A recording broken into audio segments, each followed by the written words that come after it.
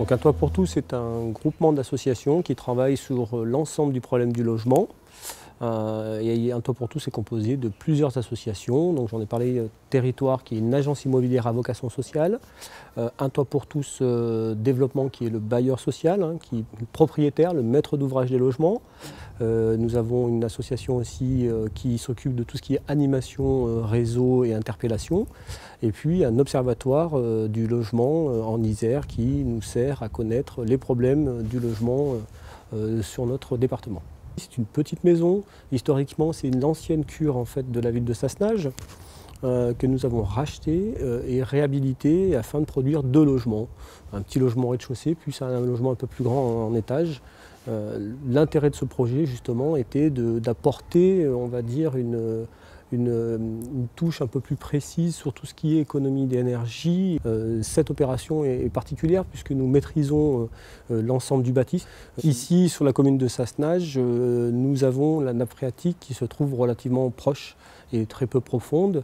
Du coup, nous avons pris l'option d'installer un chauffage à plancher chauffant avec une PAC reliée à la nappe phréatique qui a un très bon rendement et qui, pour les futurs locataires, allait apporter justement une économie d'énergie, une économie de coût de chauffage. Ce qu'on appelle l'enveloppe du bâti a été complètement reprise avec une isolation par l'extérieur. Isolation des rampants, on a un toit aussi complètement renforcé avec 300 mm de laine de roche en comble et en sous-pente. Avec l'ensemble de l'habitation après ce qu'on appelle le second œuvre qui a été repris entièrement pour faire 2 réhabilitations lourdes et remettre à neuf ces 2 logements. Au niveau de l'occupation, ça fonctionne bien puisque nous avons donc 2 familles ici avec un petit bout de terrain qui est partagé aux 2 familles. Le but aussi de l'insertion, c'est quand on parle d'insertion, c'est aussi un petit logement, on a fait et un grand logement, c'est-à-dire qu'une personne seule ou un couple avec une famille, donc on a un plus grand logement qu'avec des enfants, 3 enfants, un couple avec 3 enfants. Ça fait aussi mixité dans la composition familiale. Tout ça au sein d'un quartier centre-ville de Sassenage, le centre historique, ce qu'on appelle ici de Sassenage, pour faciliter l'insertion. L'avantage chez nous au niveau de l'insertion, effectivement, c'est quand je parlais de diffus, c'est du diffus, nous, un logement, un appartement est égal à une opération. On s'efforce à prendre une montée de copropriété, un logement à l'intérieur de la copropriété avec un bailleur classique, un propriétaire occupant, un logement comme le nôtre au milieu, ça facilite l'insertion. On s'aperçoit très clairement que quand notre logement est en diffus comme ça, sans communication avec un propriétaire qui achète, qui rénove le logement, le locataire rentre, ça passe très bien, personne ne s'aperçoit que c'est un logement social et du coup les gens sont tout de suite intégrés. Nous sommes sur la commune de Sénas, dans les Bouches-du-Rhône. Donc là, on est dans le centre ancien, dans une petite ruelle qui est juste à côté de la mairie, qui s'appelle donc l'Impasse de la Pompe, dans lequel se situe donc l'immeuble sur lequel on a engagé des travaux de réhabilitation. Nous répondons à la carte en fait, aux personnes, aux politiques qui nous sollicitent. Ce sont donc des petites opérations, souvent en centre ancien, où l'accessibilité est difficile, qui n'intéresserait peut-être pas forcément des gros opérateurs, mais où nous, parce qu'on est implanté aussi localement sur le site, on peut travailler plus à proximité. On fait du travail de proximité. Et c'est vrai que la particularité de notre structure associative, c'est aussi de faire un peu du logement, on va dire à la carte. On se dit qu'on est un peu les couturiers du logement, dans le sens où on va chercher des petits immeubles, comme là derrière nous. Il y en a un autre aussi immeuble dans lequel on a fait une opération sur Sénas.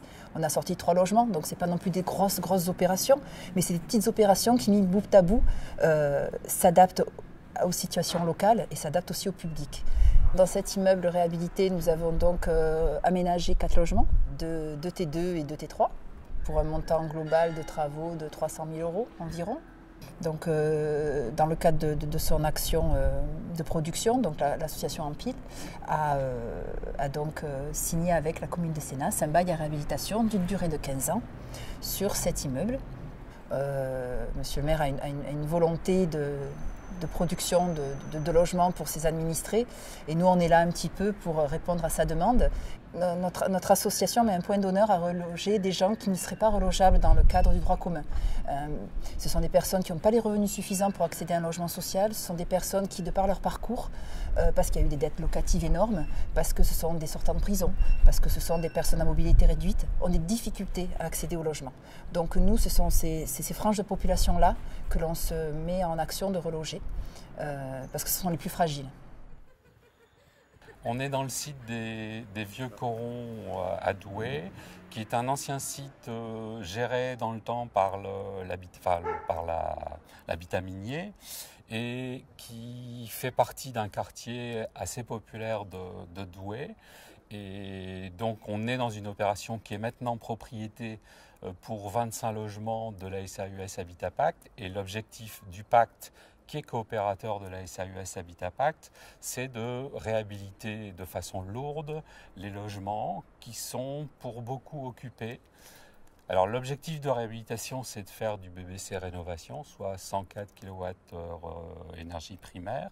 On avait 25 logements, on réhabilite, après réhabilitation, il y aura 26 logements. Sur ces 25 logements, 23 étaient occupés en juillet 2010. Sur ces 23, 11 familles souhaitent rester, 12 familles souhaitent partir. Donc évidemment, le niveau de réhabilitation nécessite à minima un relogement temporaire. Il y a une redistribution des logements qui sont organisés et on a voulu associer au maximum les familles présentes, parce que l'acte de réhabiliter, même en BBC rénovation, doit s'accompagner d'un accompagnement social, organiser du lien social entre habitants, les habitants avec le quartier. Le centre social est juste derrière l'opération, jouxte quasiment notre site.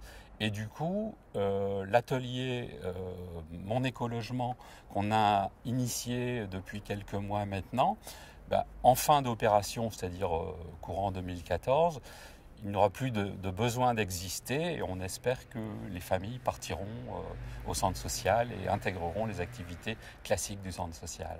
Alors les futurs locataires, si on prend pour un type 4 avec demi-toyenneté, le DPE avant travaux chiffrait la consommation en euros à 1 280 € par an. Après réhabilitation, on descend à 370 €. Donc c'est quasiment une division par 3,5 quoi. Et les loyers n'augmentent pas. C'est-à-dire qu'on a calculé les loyers en fonction de publics touchant le RSA. Des publics touchant le RSA n'ont pas de reste à charge par rapport au loyer net. Ça veut dire que la seule préoccupation future des locataires, c'est les charges locatives qui vont être 3,5 fois en dessous de ce qu'ils payent aujourd'hui. Donc cet immeuble est situé à Blois, au 22 rue de Bel-Air, donc quartier entre les quartiers nord, la ZUP, l'ancienne ZUP et le centre-ville, donc quartier intermédiaire. Nous avions signé un bail réhabilitation sur cet immeuble en 92 avec un propriétaire privé. À l'issue du bail à réhabilitation, nous n'avons pas pu lui rendre le logement, enfin l'immeuble, puisque les locataires souhaitaient se maintenir dans le logement. Nous avons donc décidé d'acheter en fait l'ensemble immobilier et nous avons utilisé cet ensemble immobilier pour créer 6 logements d'insertion. Alors notre objectif par rapport à ce projet, c'était de créer des logements qui soient économes en charge pour les locataires et de démontrer comment on pouvait atteindre des performances énergétiques, notamment en matière de réhabilitation.